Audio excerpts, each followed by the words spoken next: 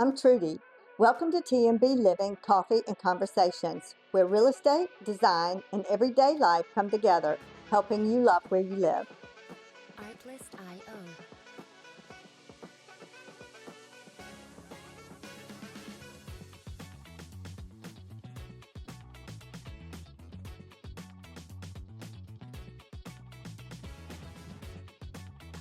Hi, we're having coffee and conversations this morning. We are at Wildflower Pastry. Wildflower West Ashley. Pastry, and this is a new place for me that Ellen has introduced me to, and it's just adorable. It smells amazing in here. They have food, and we're enjoying our iced coffee today. It's so hot in Charleston. So anyway, this is a really cute place. If you're local, you gotta come check it out. Otherwise, if you're visiting, it's worth a stop. And it's on St. Andrews Boulevard. No, it's on Savannah Highway. Excuse me. Yes, Savannah Highway in West Ashley in Charleston. So this is Ellen Frazier with Frazier Lending Group, and we're here to have some conversation this morning over our coffee and talk about mortgages. And I am Trudy Mercy Brown with TMB Living. I do real estate with ERA Wilder Realty, and my interior design firm is Blue Copper Interiors. So my goal is to help you find the right home for you, create the right home for you, because there's joy when you love where you live. Oh, I love that, Trudy. Thank you. We are here today because a lot of times I get questions about mortgages, and this is an expert here, so I'm going to her to share some information. And also, just Ellen, when I was looking at your LinkedIn, I noticed something, and I just want to say it correctly. It says that you're a mortgage broker, and also you are empowering women to build wealth and freedom through real estate, recovery coach, and every mortgage we close helps fund sober spaces for women to heal, connect, and thrive. Can you say a little about what you're doing? It's amazing. Thank you. Thank you so much for that. I really appreciate it. So I got sober in 2022, and recovery coach is a new designation that I have. So I'm excited about that. But more so, it's about empowering women to choose differently for themselves. And a lot of ways that we can empower ourselves and build financial wealth is through real estate. And so I'd like to empower women to be more courageous and invest in real estate. I love that. That's amazing. And then, of course, every mortgage that we close helps fund safe and sober spaces for women to heal and thrive. So that is my personal mission. Oh, I love that. That is very generous, and it's giving more to the whole community. Okay, so one thing I always get asked is, a lot of people lately have been talking about downsizing, and I just want to talk about selling one home and moving to another, whether you're downsizing, which a lot of people are these days, simplifying their life, and also relocating, because so many people are moving to the Charleston area. Oh my goodness, I feel like we have, almost 50 people a day moving to Charleston? Right. It's crazy. It is crazy. But downsizing makes sense for a lot of families, right? As you have shifts in your family dynamic, kids going away to college, or people need to upsize because you're adding kids to the mix. It's a great opportunity to jump in now while the prices are still relatively stable. Right. And so can you speak to when somebody has a home to sell, before they can buy their next home, what do you have to offer them as far as a mortgage loan option? Well, there's a couple of ways that we can do that. Either they can qualify for both mortgages at the same time, which would be ideal, but that's not always the case, right? So then we take a full picture approach. We want to see what their monthly obligations look like currently, and then also what their needs are for that next home. And then we take a look at, okay, let's say we have a huge equity position on the home that we're selling. Can we leverage that equity to either pay off debt to help them qualify for more home on the other side, or can we leverage a bridge loan or a home equity line of credit? Okay, they sound like good options. Another thing that a lot of people are talking about is, what do you have to say to people when they say, well, we refinanced at 3%, and now the interest rates are higher, so they feel like they're stuck where they are because of the 3%. I get that, I feel that, and that is me, and it might be you too, right? And so I hear that often. I think the biggest thing to look at here is the overall picture. What are the needs of the household, right? Is that household meeting your family's needs? And if it's not, then it's time to make a shift in some way. And if we have a large equity position in that home currently, then maybe it looks like we refinance and do something with other debt, right? And so even though the interest rate is different, it doesn't always mean that that interest rate is the most important thing. Sometimes it's monthly affordability, and if we can help you achieve more monthly affordability, even if that looks like a slightly higher interest rate, it's a win-win.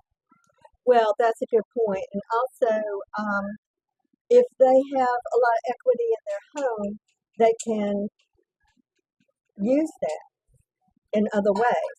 Absolutely. And with the way the home values have increased over the past 5 years, it's incredible how much equity some people actually have in their homes and may not even realize it. I'd love to do just a quick plug for our AI-driven HELOC here because we can get an approval in 5 minutes and close in 5 days.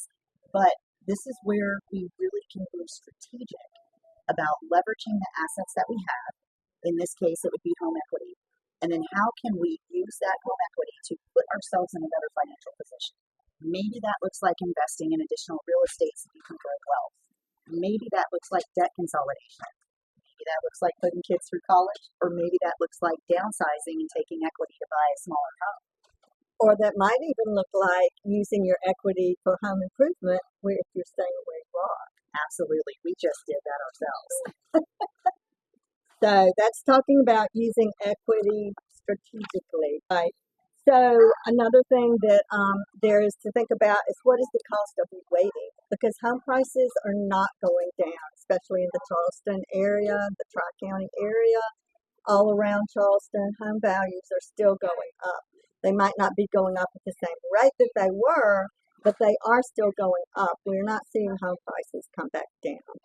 I think that Charleston's unique in the fact that it has pockets, right? It has pockets that are retaining equity and value, and you see areas that are actually increasing, right? And so my thought would be, if you're wanting to jump in, now is the time, because the rates change every single day, right? We're always in a fluctuating rate environment, but the home values are not, like you said, they're not coming down. They are staying where they are or increasing because our equity drive has just increased value so much, right? Right. And so from that perspective, it's an affordable time to purchase because you're purchasing that home at that specific price. Leave it to us to make the mortgage affordable for you with different options. And with that in mind too, if the rates are coming back down in a year or so, they can always refinance at that time. Absolutely. And we're already seeing rates, come down. And then, like I said previously, leveraging different products like ARMs. For self-employed borrowers, we have a ton of products as well. So I think it's about matching the person with the right product that's going to make it affordable for them. Right. So as a realtor and you as a lender, I get the question, or one question I like to ask people is, how long are you planning to stay in this home? And also, please consider what is your monthly payment going to be. Not necessarily what you can afford total mortgage, but what is the monthly payment that you're going to be comfortable making? It's usually 3 different things, right? It's either interest rate, monthly payment, or cash to close. It's rarely all 3. It's usually one over the other.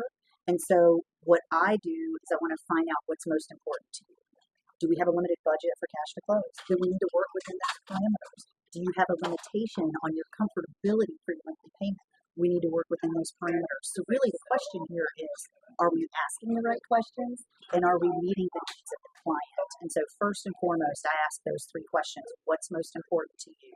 Is it a 6 on an interest rate, or is it that you can only bring X to closing and we can't exceed that? Both of those questions are really important to know going into the application process.